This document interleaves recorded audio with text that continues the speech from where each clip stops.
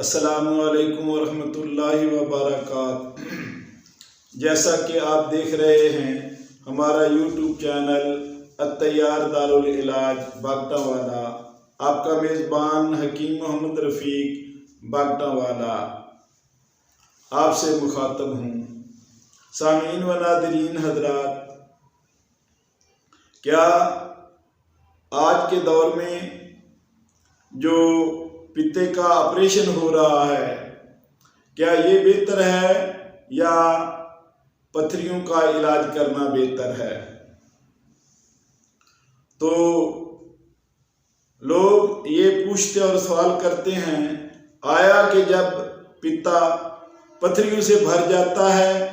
और पथरियां निकलती नहीं हैं, तो क्या उनका ऑपरेशन करवा देना ही बेहतर है? तो हजूर वाला, पित्ता जब पथरियों से भर जाता है और उसकी तकलीफ भी होती है, मरीज तकलीफ से बहुत तंग और मजबूर होता है, तो ऐसी हालत में भी पित्ते को हरगिज़ निकलवाना नहीं चाहिए, क्योंकि ये कोई अक्लमंदी या दानाई की बात नहीं है कि जिस उज़व में तकलीफ हो उस उज़व को निकाल दिया जाए। अल्लाह पाक ने इंसानी जिस्म में कोई पुर्जा जो है, कोई उज़व जो है, वो बेकार या बेसूद नहीं पैदा किया, बल्कि उसका अपने मुकाम पे बहुत बड़ी अहमियत का हामिल है। जिस तरह के कुछ लोग पित्ता जो है निकलवा देते हैं, तो चूंकि वो पित्ता जो है अंतड़ियों और मैदे पर सुफरा का इखराज या तरश्शुर नहीं करता, तो उनकी ग़िज़ा का फेल, हाजमा का फेल और यानी मैदे की बीमारियां या मैदा ख़राब हो जाता है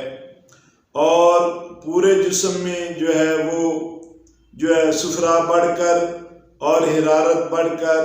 कई कई पेचीदा अमराज पैदा हो जाती हैं। तो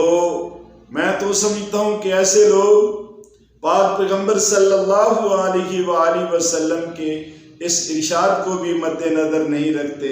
जैसा कि आप सल्लल्लाहु अलैहि वसल्लम फरमाते हैं, लिकुल्लि दाइन दवा,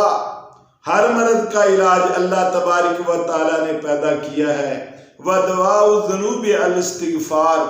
और गुनाहों का जो है माफ़ी जो है वो अल इस्तिग़फ़ार और तौबा है। हज़रात गिरामी, इसी तरह मा जअलल्लाहु लहू मिन दाइन इल्ला जअल लहू शिफा, अल्लाह पाक ने कोई भी मर्द पैदा की है तो उसकी अल्लाह पाक ने आसमानों से शिफा नादल ज़रूर फरमाई है। वो कितने ही इस किस्म के लोग हैं कि जो आप सल्लल्लाहु अलैहि वसल्लम के इरशाद गिरामी पर अमल नहीं करते और अल्लाह पाक की रहमत जो आसमानों में है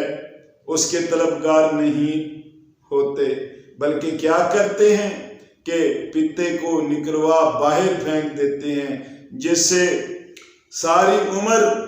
वो परहेज़ी खाने खाते हैं और फिर भी बीमार रहते हैं और उनकी ज़िंदगी जो है वो अजीरन और दुखों का घर बन जाती है। खाने पीने में परहेज़ करते करते वो बीमार ही रहते हैं, लेकिन वो थोड़ा सा इससे पहले परहेज़ कर लें और पित्ते का इलाज करवा लें, मोतदिल अग़ज़िया और मोतदिल खुराक खाएं, तो ऐसी कोई बात नहीं। अल्लाह की तरफ रजू करें और मोतदिल चीज़ें खाएं। हमारे यहाँ पित्ते का बहुत आसान नुस्खा है और उसके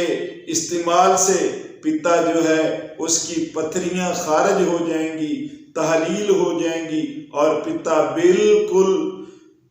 अपने अफ़ाल सही और दुरुस्त सर अंजाम देगा। उनमें से ये है कि मीठा सोडा, निमक ताम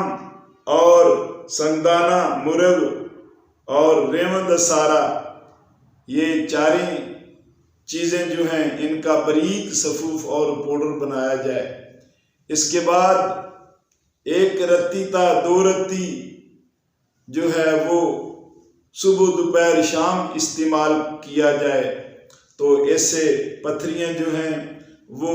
खारिज हो जाएंगी और इंसान सेहतमंद हो जाएगा। इसी तरह एक और नुस्खा है, रेवंद खताई, नौशादर, मिर्च स्याह, मीठा सोडा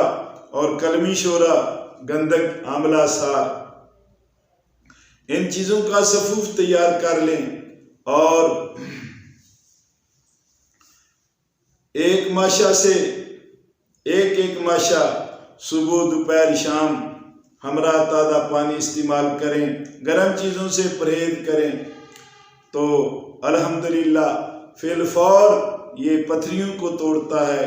और पित्ते के अफाल को बिल्कुल दुरुस्त करता है। मरीज सेहतमंद और शिफायाब हो जाता है और पेट की खराबी, उल्टियाँ, कै और हवा गैस जो मैदे में बनती है वो भी ख़त्म हो जाती है और पित्ता जो है वो अपना सुफरा पैदा करता है और तमाम जिस्म का निज़ाम जो है जो पित्ते की खराबी की वजह से होता है वो दुरुस्त हो जाता है।